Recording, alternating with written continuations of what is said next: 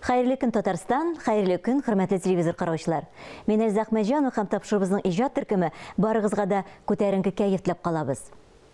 Бүген игътибарыгызга Татарстан дәүләт телевидениесе әзерләгән бөек мәгърифәтче, күренекле татар галиме, дин әһле, педагог, язучы Ризаэддин Фәхретдин турында тапшыру тәкъдим итәбез. Әлеге шәхесне тулы өйрәнү өчен безнең коллегалар Әлмәт районы Кишүчат авылында Ризаэддин Фәхретдин мемориал музеенда булып кайтты. Бу музей 1995 елның 25 майында республикабызның беренче президенты Минтимер Шәймиев катнашында ачыла. Рәхим итеп, Ризаэддин Фәхретдин кәгазьдә калган исем бетмәс гомердер фильмын карап үтегез.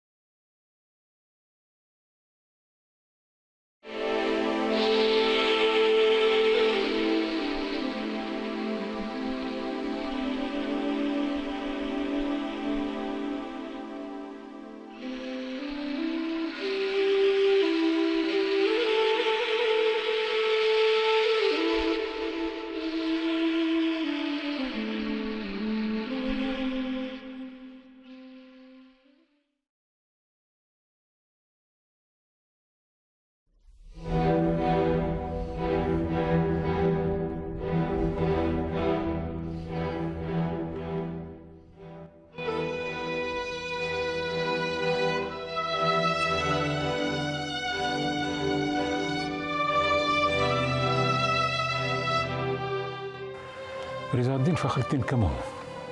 Бу кичкенә һәм кыска сорауга җавап бирү шактый кыен. Минем өчен беренче чиратта ул гаҗәеп дәрәҗәдә олы шәхес. 19-нчы йөз ахыры, 20-нчы йөз башы татар тарихында бик үзенчәлекле һәм бик тә мөһим, әһәмиятле чор һәм шушы катлаулы, каршылыклы чорның чагылышы ул. Шуның бер күренекле, бәлки иң күренекле вәкилләрнең берседер. Чөнки уйлап карасаң, 20-нчы йөз башында татар җәмгыяте бик тә зур үзгәрешләр кичерә. Татар җәмгыятендә ниндидер уяну күренә башлый. Бу шундый борылыш чоры дип әйтик. Өметләр туа. Халык киләчәк турында уйлана, үзенең тамырлары, үзенең тарихы турында уйлана. Җәмгыятьтә тарих, мәдәният, тел мәсьәләләре, милли мәсьәләләр, дин мәсьәләләре белән кызыксыну арта. Бу безнең татар ренессансы чоры бит. Бу вакытта татар театры барлыкка килә, татар прессасы барлыкка килә, матбугаты. Татар милли партияләре барлыкка килә. Ниндидер яңарыш, менә шушы яңарышның символы Ризаэддин Фәхретдин.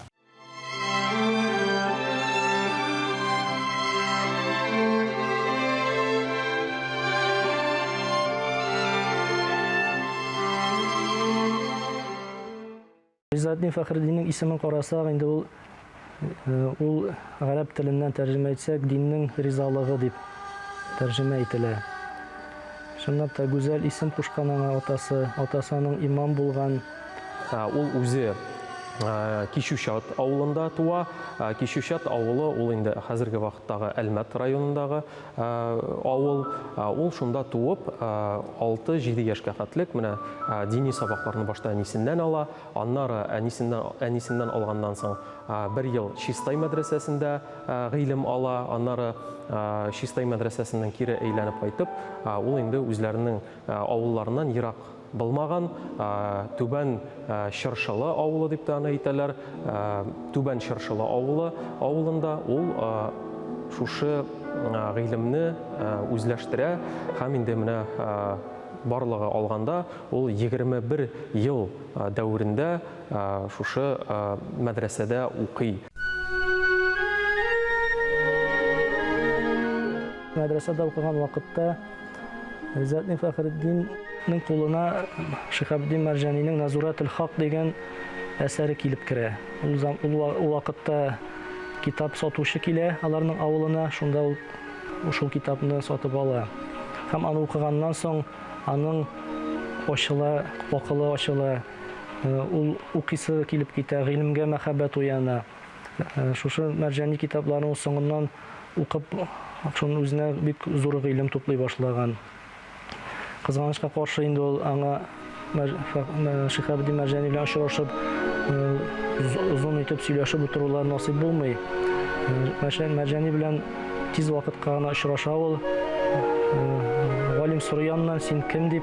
Гыйззәтдин Фәхретдин бик тыйнак булганга күрә инде үзенең исемен әйтми, фақат мин фәлән авылдан килгән бер шәкертмен дип әйтә. Шул сүзләрдән соң инде Шиһабиддин Мәрҗани аңа бик игътибар итми, үз эшләре белән китә. Һәм соңыннан инде Гыйззәтдин Фәхретдин үкенә, үземнең исемне әйтсәм, бәлки очрашып сөйләшер идек күбрәк дип.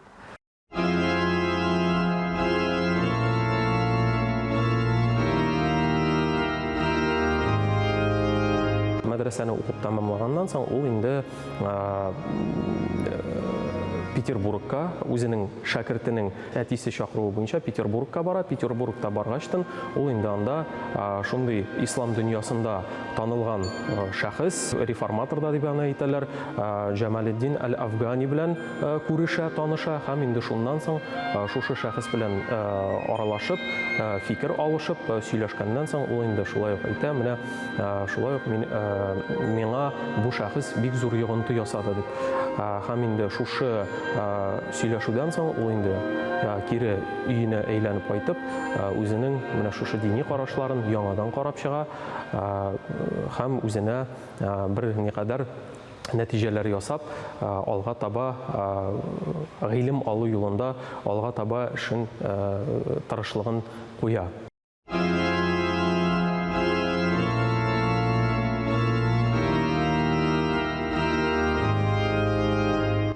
Гыйззәтдин Фәхретдин Уфа шәһәрендә 1891 елда казый вазифасын билгеләнә һәм шул вакыттан башлап Уфа шәһәрендә яши башлый. 1906 елга кадәр ул казый вазифасында бер туктаусыз билгеләнеп бара, сайланып бара һәм әлеге эштә иң беренче чиратта ул Уфадагы архивны барлый. Ул шушы казыйлык эшен башкарган вакытта диния нәзәрәтендә шактый гына архивлар белән таныша, андагы булган материалларны өйрәнә, тәртипләштерә һәм инде шушы чорда ул инде менә үзенең бик мәшһүр булган шушы тарихи яктан ядкар булып торган әлеге көндә әсәр дигән күп томлы китабын яза. Һәм инде шушы әсәрне язу буенча ул инде үзенең остазыннан да рухлана.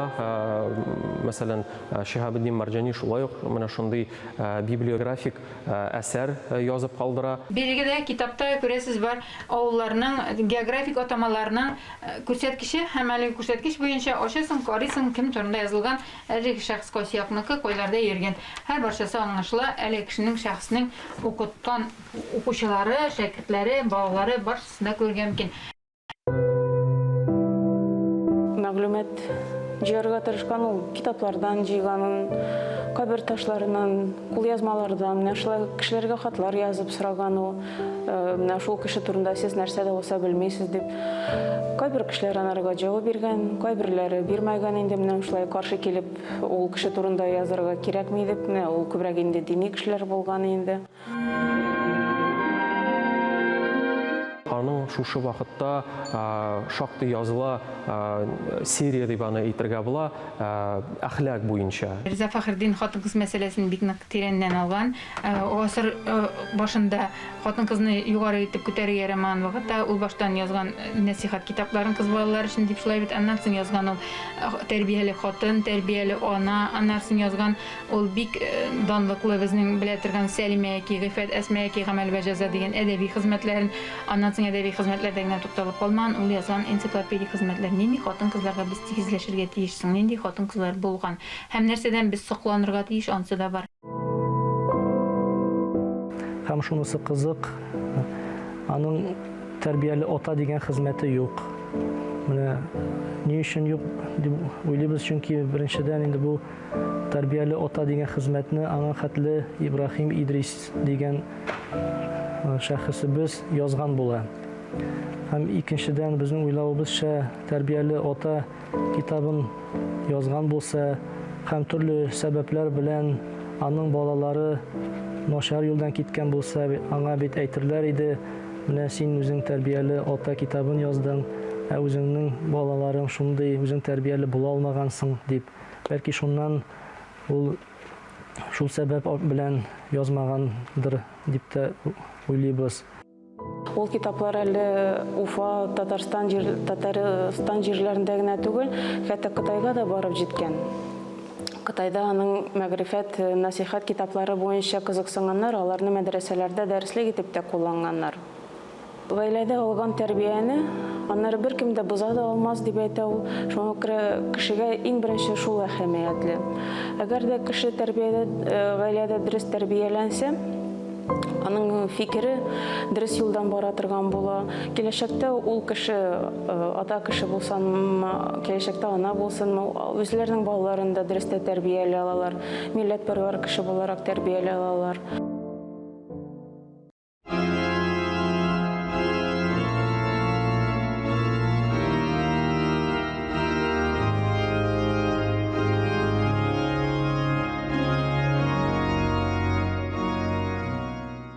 Ризатин Фахретдин 1906 елда Оренбург шәһәренә килә.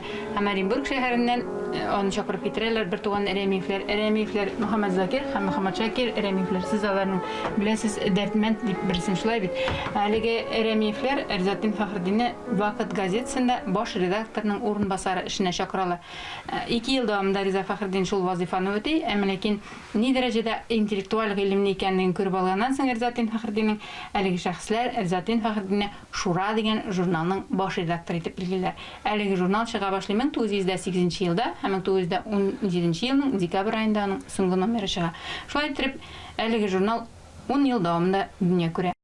Шура журналы нәкъ татар дөньясы өчен төрле фикерләрне туплап, менә шушы фикерләр арасында бер урталыктан бару юлларын эзләү өчен татар җәмгыятендә бик зур роль уйнаган журналларның берсе. Һәм шуңа күрә дә менә без Риза Фахретдиновның инде татар дөньясында 20нче гасыр башында тоткан урыны хакында сөйләсәк, дин өлкәсендә менә ул татар җәмгыятен берләшү өчен, урталыктан алып бару өчен бик мөһим икәнлеген аңлаткан үзенең журналы аша.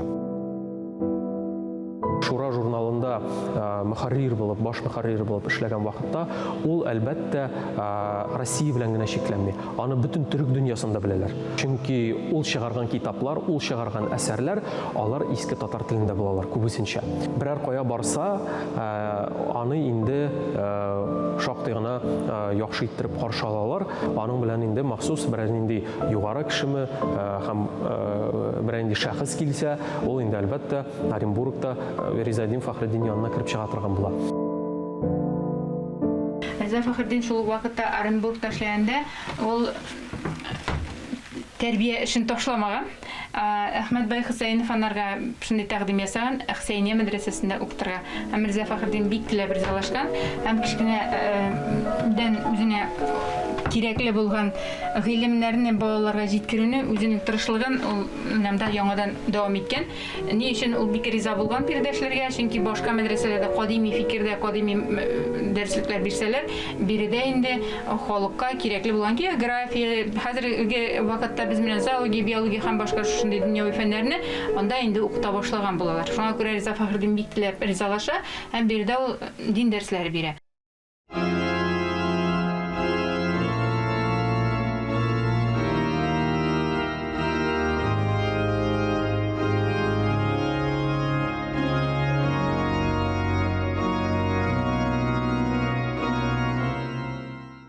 Бер 1921 елда Галимҗан Баруди беренче сайланып куелган мөфти вафат булганнан соң 1923 елга кадәр аны мөфти вазифасын башкаручы итеп куялар.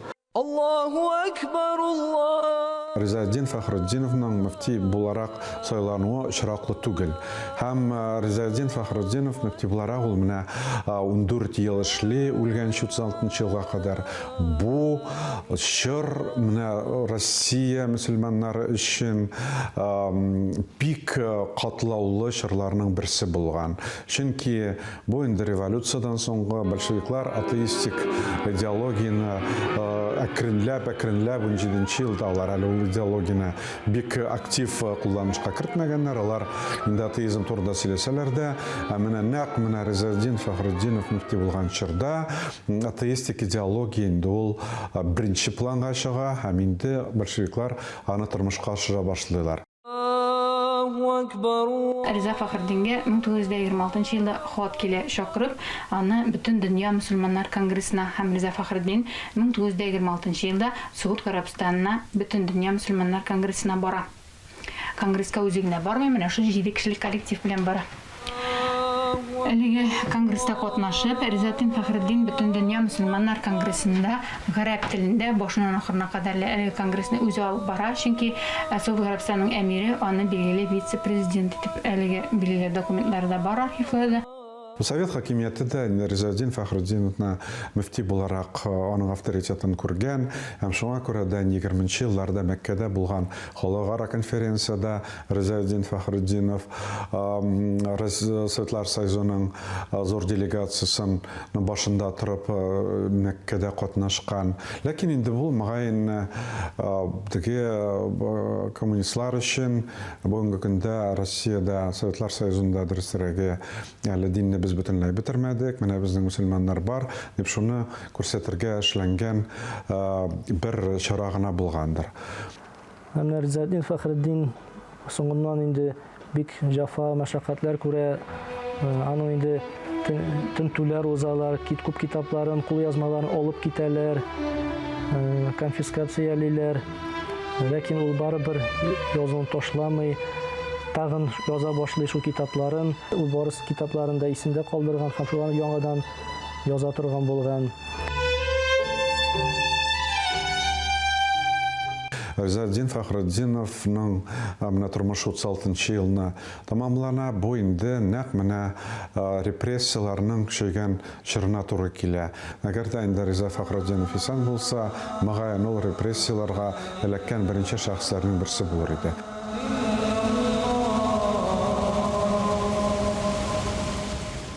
Ризаэддин Фахрутдинов чыннан да ул 20-нчы гасыр өчен башы өчен уникаль шәхесләрнең берсе, һәм аның менә татар дөньясында ислам динен үстерүдә, Совет хакимияте елларында ислам динен саклап калуда роле һичшиксез бик зур булган.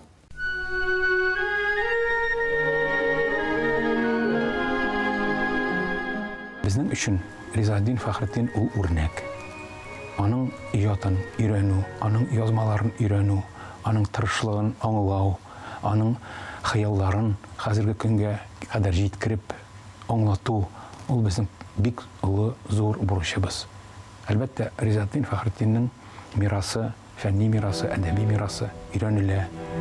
Ләкин минемчә, аның исеме әле күпрәк өйрәнүгә дә лаек һәм балаларга җиткерүгә дә лаек. Без бүген һаман да шушы юнәлештә эшебезне дәвам итәргә тиешбез.